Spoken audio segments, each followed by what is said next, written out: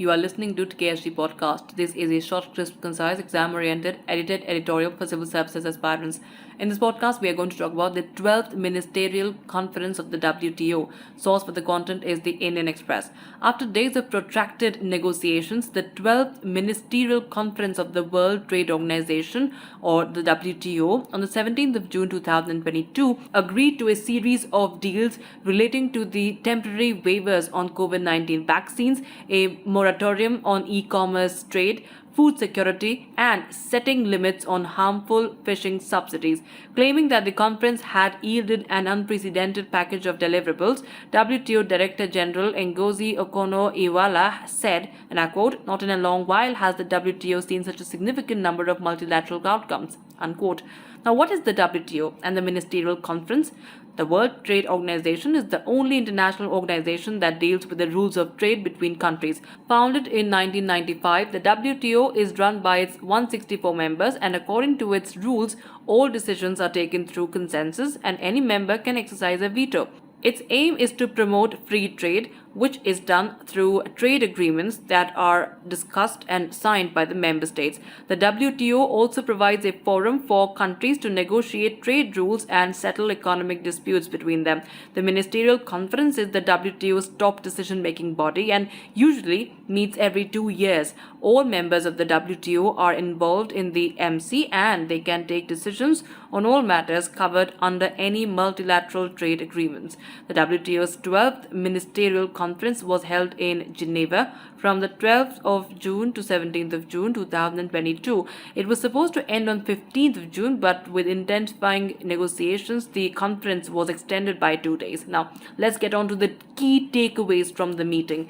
First of all, curtailing harmful fishing subsidies.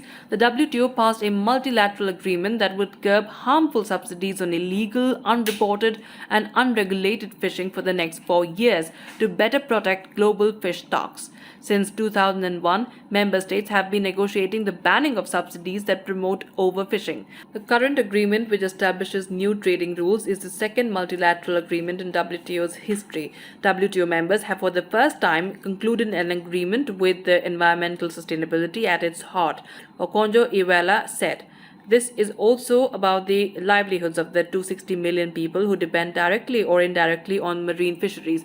India and other developing countries were able to win some concessions in this agreement. They successfully lobbied to remove a section of the proposal that would threaten some subsidies, which would assist small-scale artisanal fishing. Artisanal and traditional farmers would not face any restrictions under this agreement. Critics argued that this agreement would only restrict and not eradicate subsidies on illegal fishing. After 20 years of delay, the WTO failed again to eliminate subsidized overfishing and in turn is allowing countries to pillage the world's oceans. Now, another takeaway on global food security. Members agreed to a binding decision to exempt food purchased by the UN's World Food Programme for humanitarian purposes from any export restrictions. In light of the global food shortages and rising prices caused by the war between Ukraine and Russia, the group's members issued a declaration on the importance of trade in global food security and that they would avoid bans on food exports. However, countries would be allowed to restrict food supplies to ensure domestic food security needs. India's key demand to allow it to export food from its public stock holdings to other countries will reportedly be discussed in the next Ministerial Conference in 2023. Now, thirdly, about e-commerce transactions.